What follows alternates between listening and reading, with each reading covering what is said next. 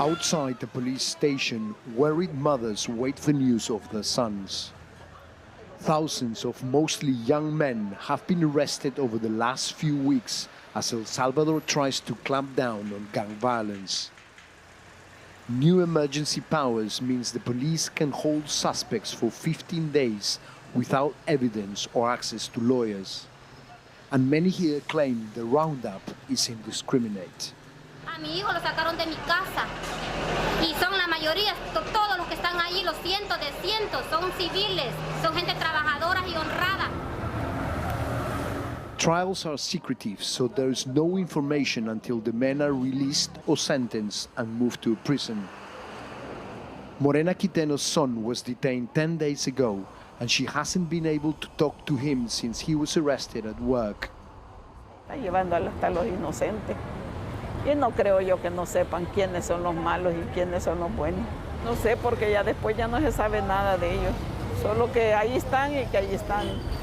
Pero le doy gracias a mi Dios de que no se lo han mandado para otro lado a mi hijo. Y tengo la fe que ya va a salir mi hijo, primero Dios. El Salvador has long been known as one of the most violent countries in the world. America deported thousands of criminal gang members back here in the 90s, and the poverty-stricken barrios of the capital have been plagued by turf wars ever since.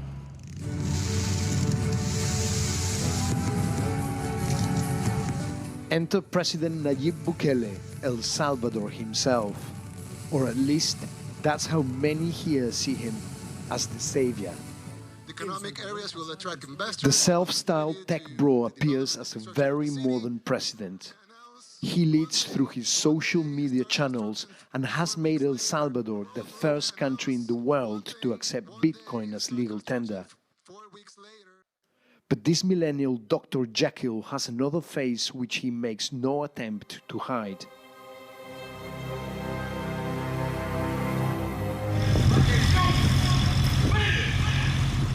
Bukele once called himself the world's coolest dictator.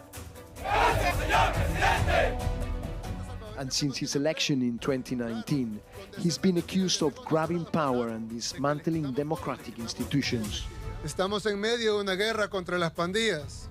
Human rights groups have condemned his crackdown on gangs, but he continues to talk tough, vowing not to feed prisoners if there are revenge attacks on police. Hagan eso y no va a haber un tiempo de comida en las cárceles. Uno. A ver cuánto tiempo duran sus homeboys allá adentro.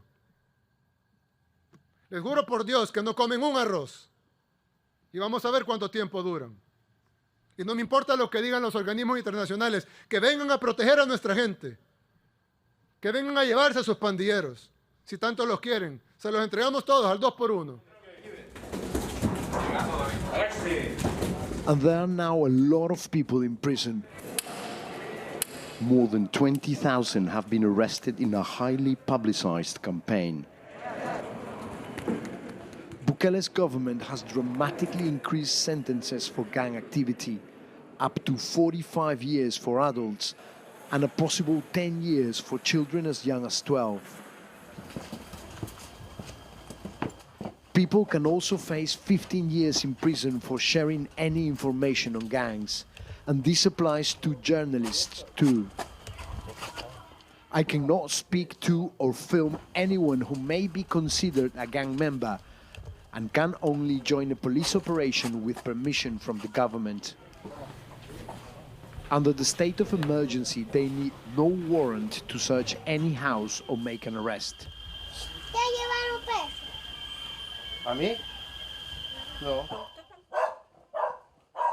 But these draconian tactics are popular, not least because El Salvador's notoriously high murder rate has dropped dramatically.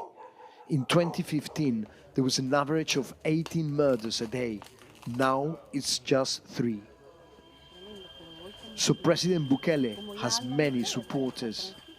Pensábamos que él iba a ser el hombre más diferente que todo.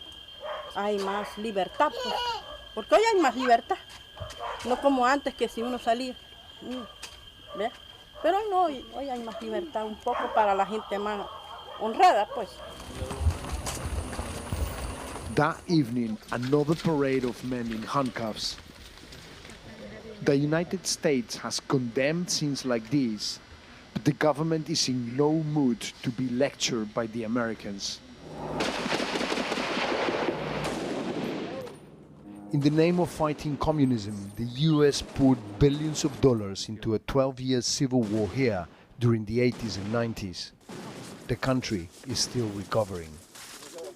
Países que nos tomaron durante los últimos 40 años o 50 como un laboratorio para venir a probar sus guerras por otras circunstancias, las condiciones para mantenernos en zozobra como sociedad para que no salgamos adelante, todo eso desaparece.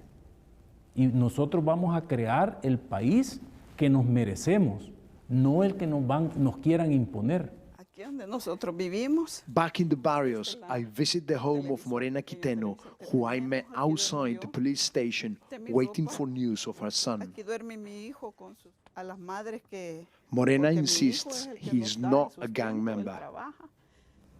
Yo me siento triste porque mi hijo está sufriendo. Estoy pensando de que a qué horas me lo sacan.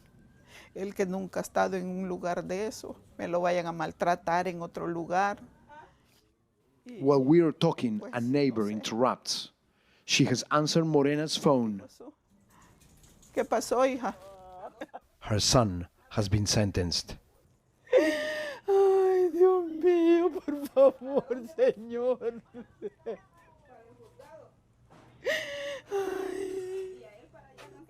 He's been found guilty in a closed trial. We don't know what evidence there was against him, if any. No, Dios mío, por favor. Morena doesn't know how long her son will be in prison. President Bukele's trampling of basic human rights has appalled onlookers both here and abroad. But gang violence has been a stain on this country for decades, and many Salvadorans are willing to see an extreme solution to an extreme problem.